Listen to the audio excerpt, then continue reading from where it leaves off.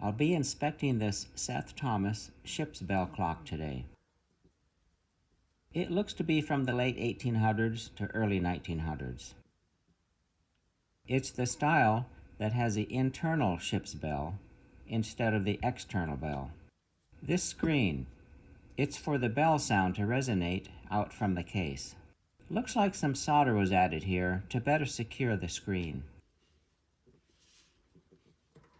On the back, there's 3 original mounting holes. This one drilled through the back of the case was added later. There's some writing in 2 locations. 4 service dates from 1960 to 1973. This added hole is open to the interior of the case. And here, looks like it may have been sold for $15 at one time. Hinge is in good shape. Multiple dents here on the side. This colored line is where the sheet metal case was soldered together during fabrication. Most of the gold plating is worn off. Here you can see what looks like brush strokes of gold plating. Reason for this is the gold plating was applied using an electrically charged brush holding the gold solution. It's an inexpensive way to electroplate gold without the need of a plating tank. These are all signs of gold brush plating used back then. Overall, the dial is losing its silver plating. Brass showing around the key winding holes by the strike lever and around the 6. Customer mentioned it's not striking correctly.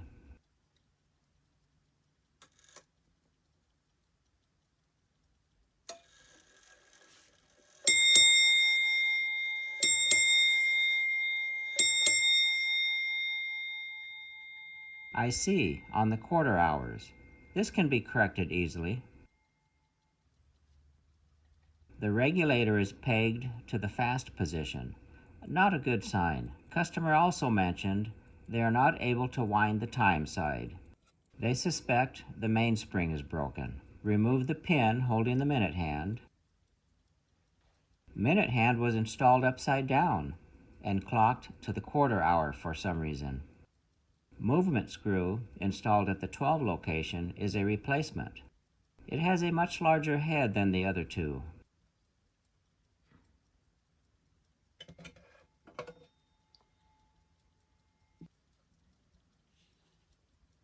Pull the bell off so we can see the movement better. A Seth Thomas Ships Clock, Model 7, with an 1879 movement style. I'll inspect the time side first. Feels like the center of the mainspring is slipping off the hook. The mainspring arbor hook doesn't want to fully grab the mainspring. The winding arbor is awfully stiff. A lot of friction being created from someplace on the arbor. Click spring is bent away from the click for some reason. Not sure what happened here, but it doesn't look good so far. Customer says this was an eBay purchased item and only worked for a short time. Eventually, the spring broke loose one day, and now it's in my hands. Remove the ratchet wheel for a closer look. The ratchet teeth are badly damaged.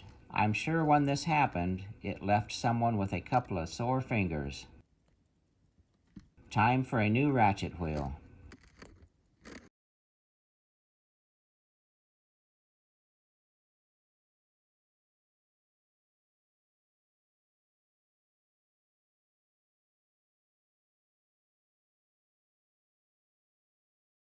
The mainspring is jammed against the center wheel lantern pinion.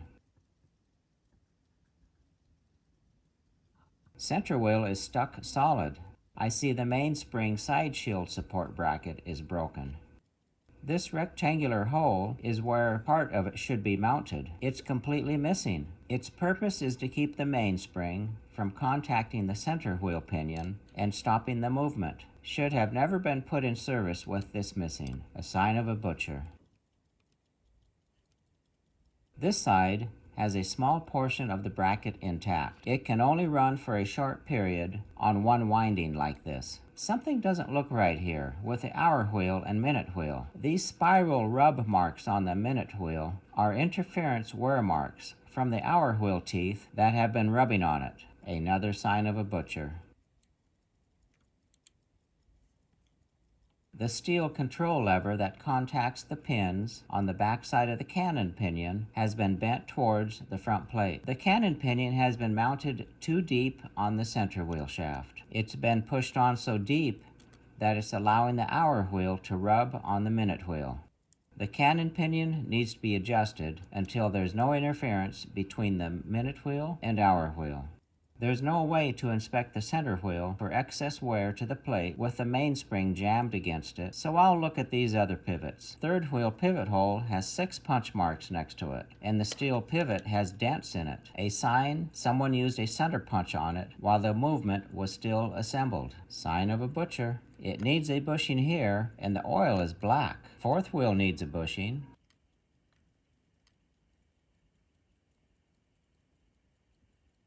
Escape wheel pivot needs a bushing here. Pallet pivot, it's serviceable. Best to have as little movement here as possible.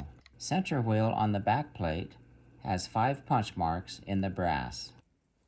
A lot of excess movement on most of these pivots. Looking closer, you can see multiple dents in the brass around this worn pivot hole. A failed attempt to tighten the pivot hole. The oil in this movement is far past due for a cleaning.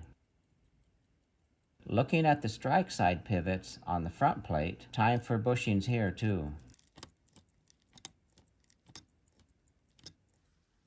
I restrained the mainsprings and rinsed the movement in some solvent for a better look at things. Could use a bushing here on the mainspring arbor and front plate. Center wheel could use a bushing.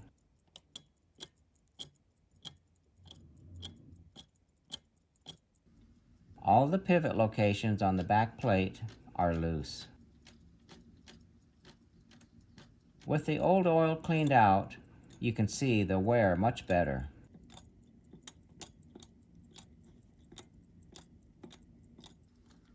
With the mainspring clamped, you can see the area where the missing mainspring support should be.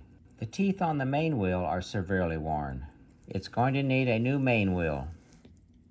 Signs of a failed solder repair here. With no deflector bracket, the mainspring is free to contact this center wheel pinion and stop the movement.